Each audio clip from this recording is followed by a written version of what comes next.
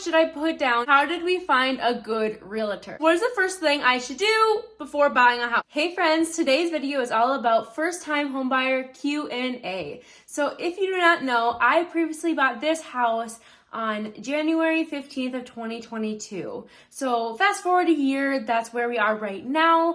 And I want to give you all of the juicy details about being a home buyer and living in the home. I previously made a video about what I've learned in the past year, so if that is something that you are interested in, make sure to go watch that video. I will link it down below. But with further ado, let's get going. First question is, how much did I put down to purchase this house? Short answer is we put up around 5% down.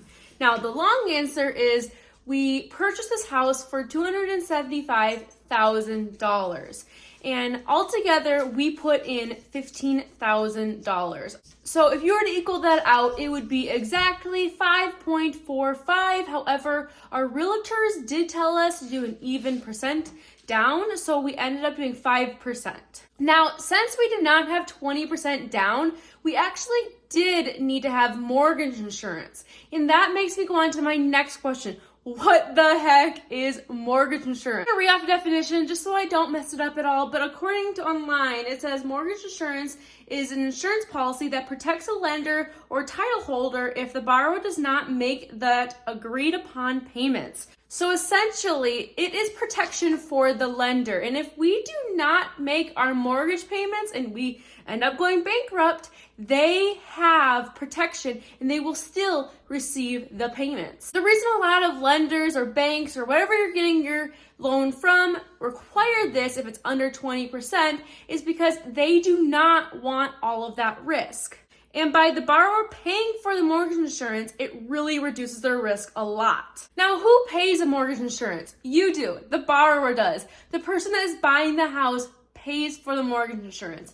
So every single month, we are paying around $250,000. Now, $250. Wow. That'd be paying a lot. Every single month, we pay $250 for mortgage insurance. Now, once we have paid off 20% of our principal, we actually can get the mortgage insurance removed. The next question is, how did we find a good realtor? So really, what I would recommend is contacting your friends and family and seeing what they thought about their realtor that they used to purchase their house. The way we found one is we actually went through a family realtor. So my grandparents have used this realtor, my dad has, my aunts and uncles have, everyone has. So I already knew that I was gonna get top-notch service, which is exactly what you want when buying a house.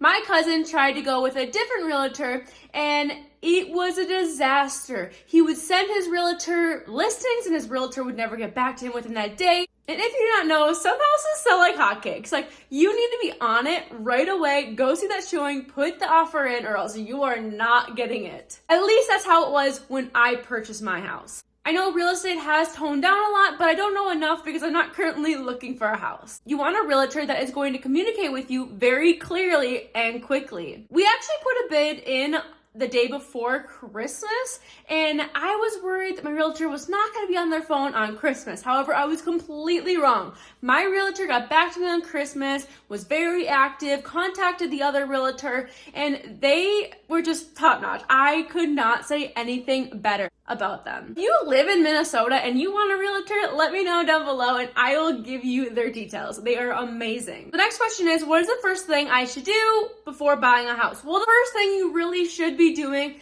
is saving some money. You do need money for a down payment, for inspections, anything that you need to be doing. So our inspections all cost around like $500. So you do need some extra cash on hand. As well as that, you need to go and look at your credit score. If it is not great, you need to start working on improving it. The next question is, did we get the first house we put a bid on?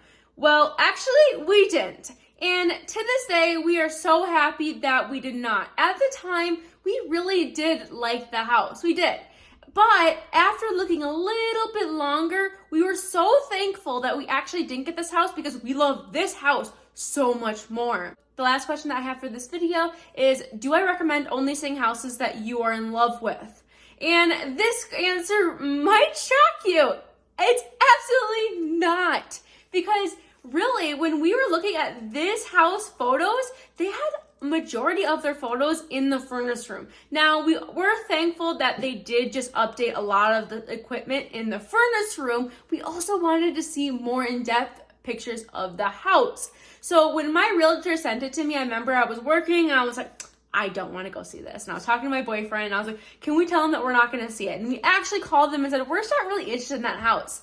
And they said, no, we've been in this mall before. We do believe that you will love it. Please give us a shot. It's close to another house that we're already seeing that day. We already have a showing for that day.